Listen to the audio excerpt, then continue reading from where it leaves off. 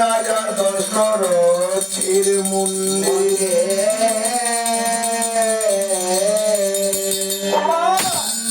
কৈকরানীর মুখে রামচন্দ্রের বনবাসের কথাটা শুনে আজকে যেন আকাশটা ভেঙে রাজা দশরথের মস্তকে পড়ে গেল। রামচন্দ্রের বনবাসের কথা শুনে দশরথ কাঁদছে,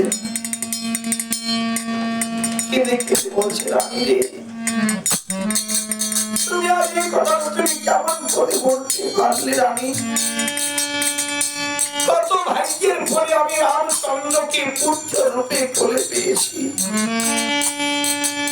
রানী, আমি আমার রামকে কেমন করে ভালোবাসে দিব না রানী? আমার রামকে আমি কিছুতেই ভালোবাসে দিতে পারবো না।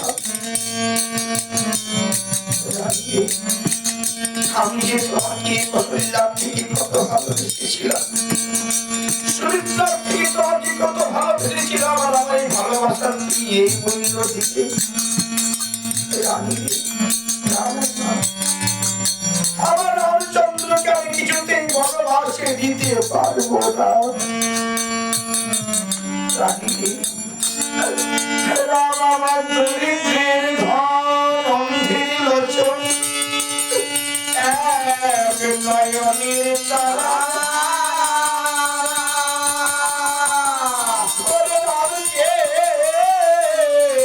না দেখিয়ে আমি রে কবে কবে হয় দিশাহারা।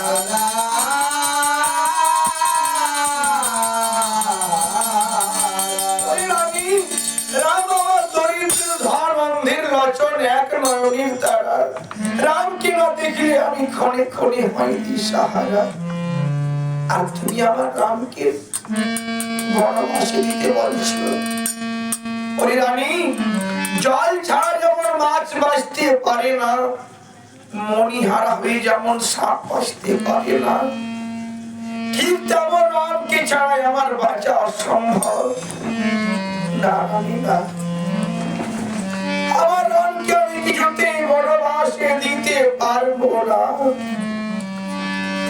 রাজা দশরথ আনছেন না, আমি কেমন করে